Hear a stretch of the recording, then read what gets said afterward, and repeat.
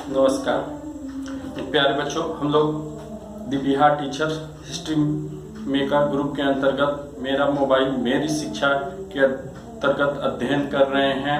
आज हम लोगों का ज्योग्राफी विषय के अंतर्गत 5वें अध्याय का दूसरा पार्ट हमारे सामने। अब आप देखिए, पहले हम प्राकृतिक वनस्पति और वन प्राणियों के संबंध में बहुत सारी चर्चाएं कर लिए हैं।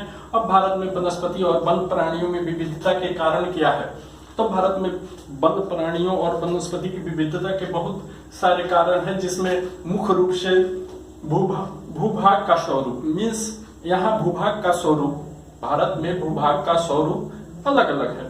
मीन्स पर्वतीय क्षेत्रों, पठारी क्षेत्रों और मैदानी क्षेत्रों की बनावट अलग अलग है। पर्वतीय क्षेत्रों में वहां की मिट्टी, वहां का धरातल अलग अलग प्रकार का है, उबड़ खाबड़ है, पहाड़ी है, और वहां समतल का भाग कम है, तो वहां पर प्राकृतिक रूप से वैसे ही वनस्पतियां ग्रो करती हैं जो उस तरह के वातावरण में सबसे अच्छा होता है।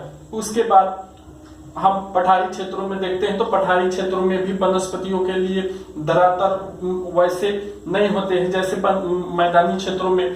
तो पठारी क्षेत्रों में वनस्पतियों के लिए जो आदर्श वातावरण मिलता है उसके अनुसार वहां पे वे पठारी क्षेत्रों के पेड़ पौधे प्रगति करते हैं। उस तरह हम आगे देखते हैं मैदानी क्षेत्र। मैदानी क्षेत्रों में काफी उत्तम वातावरण उसको मिलता है, मिट्टी अच्छी मिलती है, नमी और वर्षा के साथ साथ सूर्य के प्रकाश का भी प्रभाव पड़ता है। वहां पर पेड़ पौधों का प्रसार अधिक होता है। लेकिन मैदानी क्षेत्रों में अत्यधिक पेड़ पौधों का विदोहन हुआ है औद्योगिकरण के कारण या घनी बस्तियों के कारण या कृषि भूमि की आवश्यकताओं की पूर्ति के लिए भी होने के कारण इस मैदानी क्षेत्रों में पेड़ पौधे का ज्यादा कटाई हुआ है। उसके बाद हम आते हैं दूसरा जो है मिट्टी। मिट्टी भी भारत में अलग अलग क्षेत्रों में अलग अलग प्रकार की मिट्टी पाई जाती है। तो वहीं हम देखते हैं पहाड़ी क्षेत्रों की मिट्टी अलग होती है, पठारी क्षेत्रों की मिट्टी अलग होती है, मैदानी क्षेत्रों की अलग होती है, और इस अलग अलग मिट्टी में अलग अलग प्रकार के पेड़ पौधे, वनस्पति, जीव जंतु अपना जीवन यापन करते हैं और पेड़ पौधे उगते हैं और प्राकृतिक वातावरण में बढ़ते हैं। इसके लिए मिट्टी भी महत्वपूर्ण है। उसके बाद तीसरा है जलवायु। जलवायु की चर्चा हम लोग ने जलवायु चैप्टर में विशद रूप से किया है। तो जलवायु का भी प्रभाव काफी पड़ता है वनस्पतियों और प्राणी जगत पे। तो हम देखते हैं पहला उसमें का है तापमान। तापमान जैसे जैसे हम ऊंचाई पर बढ़ते हैं तापमान घटते जाता है। तो 165 मीटर की ऊंचाई पर जाने पर 1 डिग्री तापमान में कमी आती है। तो वैसे जैसे जैसे हम ऊंचाई पे जाते हैं तापमान में कमी के कारण वहां पर पेड़ पौधों की प्राकृतिक जो छटा होती है वो अलग होती है और उनके प्रकृति में ग्रो करने की जो क्षमता होती है वो अलग होती है। फिर सूर्य का प्रकाश भी महत्वपूर्ण भूमिका निभाता है पेड़ पौधों के लिए। सूर्य के प्रकाश में ही पेड़ पौधे तेजी से बढ़ते हैं। जहां सूर्य का प्रकाश कम पड़ता है वहां पर पौधे सूर्य के प्रकाश के खोज में तेजी से आगे बढ़ते हैं और वो सूर्य के प्रकाश की ओर अग्रसर रहते हैं। तो सघन वन में, सदाबहार वन में इस तरह की सूर्य प्रकाश की हम लोग काफी उपयोगिता को देखते हैं। फिर क्या है वर्षा। वर्षा भी काफी महत्वपूर्ण है वनस्पतियों और प्राणी जगत के लिए। जहां पर वर्षा अधिक होती है, जिन क्षेत्रों में 200 सेंटीमीटर से अधिक वर्षा होती है उन क्षेत्रों में अधिक पेड़ पौधे ग्रो करते हैं, बढ़ते हैं, फलते हैं, फूलते हैं। तो इस तरह हम देखते हैं कि वर्षा का महत्व काफी पेड़ पौधों और प्राणी जगत के लिए है। तो वर्षा की नमी के आधार पर हम देखते हैं तो जिन क्षेत्रों में 200 सेंटीमीटर से अधिक वर्षा होती है उन क्षेत्रों में पेड़ पौधे अधिक ग्रो करते हैं, उनकी प्रजातियां भी अलग अलग होती है। और इस तरह हम देखते हैं कि होती है। वर्षा का भी हमारे जीवन में काफी महत्व है और उस आधार पर वनस्पति और प्राणी जगत में भी विविधता पाई जाती है। इस तरह हम लोगों ने जो वनस्पति और प्राणियों की विविधता के कारणों का अध्ययन किया। अब हम कुछ जो समान चीज है, जैसे वनों से हमें प्रत्यक्ष लाभ और अप्रत्यक्ष लाभ प्राप्त होते हैं, तो बहुत सारे हमारे वनों से प्रत्यक्ष लाभ प्राप्त होते हैं और इसको हम देखते हैं कि मानवीय जीवन में हमारे पेड़ पौधे काफी महत्वपूर्ण है, उपयोगी है। ये वातावरण को निर्धारित करते हैं, जैसे कार्बन डाइऑक्साइड की मात्रा को संतुलित करने के लिए ये पेड़ पौधे काफी आवश्यक होते हैं।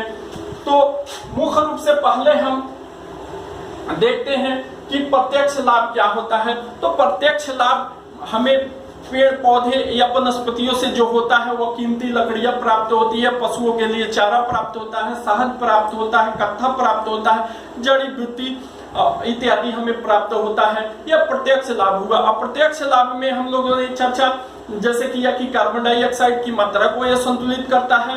फिर क्या है, वर्षा को आकर्षित करता है। पेड़ पौधे वर्षा को आकर्षित करते हैं और हमारे क्षेत्रों में जहां पेड़ पौधे अधिक हैं वहां ज्यादा वर्षा होती है। मिट्टी अपरदन को रोकना, जड़ों के द्वारा मिट्टी को बांध कर रखा जाता है जिससे मिट्टी अपरदन रुकती है। फिर क्या है, पत्तियां गिरती है उससे खाद तैयार होता है और उस खाद से मिट्टी की उर्वरता बढ़ती है। इस तरह हम देखते हैं कि अप्रत्यक्ष लाभ भी बहुत सारे पौधों से होता है।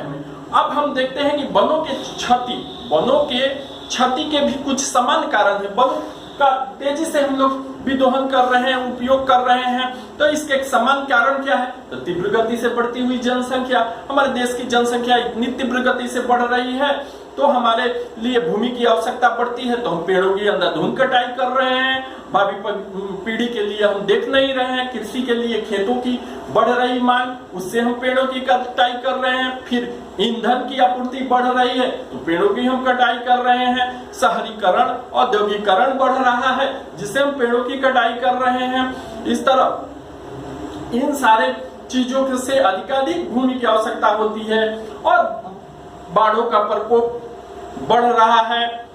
उसके साथ साथ दड़वा नल भी है इसमें कि जंगल की आग जो होती है, अचानक जंगल में आग लग जाती है जिसे दड़वा नल के नाम से जानते हैं और यह पेड़ों के घर्षण से होता है। तो इस तरह यह समान क्षति हो रही है जिससे हमारे पारिस्थितिकी तंत्र पर भी प्रभाव पड़ता है। अब जो हम पारिस्थितिकी तंत्र के बारे में अध्ययन करेंगे, जो मुख्य रूप से पारिस्थितिकी तंत्र है क्या, तो पृथ्वी पर पेड़ पौधे तथा जीवों का वितरण काफी हद तक भौतिक दशाएं और जलवायु से प्रभावित होती है।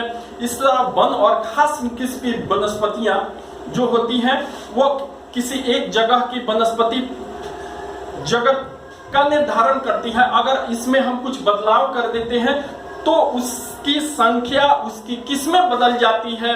कभी एक जगह के पेड़ पौधे तथा जीव जंतु को अपने भौतिक वातावरण से अंतर संबंधित होते हैं और इस तरह उसके बधे रहने से वहां के भौतिक जगत में एक विशिष्ट प्रकार की पेड़ पौधे की प्रजातियां या जीव जंतुओं की प्रजातियां रहती है। तो इन सारे चीजों से भौतिक वातावरण का निर्माण होता है तथा एक दूसरे से संबंधित होते हैं। अतः कहीं भी ये तीनों मिलकर आपस में एक पारिस्थितिकी तंत्र का निर्माण करते हैं और मनुष्य भी उस पारिस्थितिकी तंत्र का ही एक अभिन्न अंग है।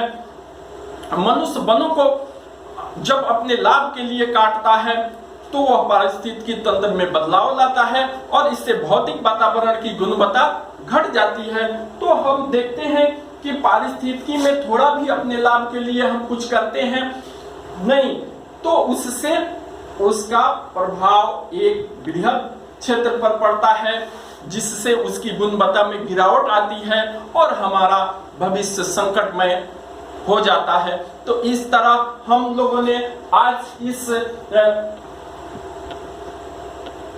वनस्पति जगत के दूसरे भाग में हम लोगों ने भूभाग का स्वरूप, मिट्टी, जलवायु, तापमान, सूर्य प्रकाश और वर्षा, जलवायु के जो 3 भाग है उसका अध्ययन किया। उसके साथ साथ हम लोगों ने वनों से प्रत्यक्ष लाभ और अप्रत्यक्ष लाभ, वनों की क्षति के कुछ सामान्य कारण क्या है और पारिस्थितिकी तंत्र, इन सारे चीजों का सम्मिलित रूप से अध्ययन किया। धन्यवाद, मिलते हैं अगले वीडियो में।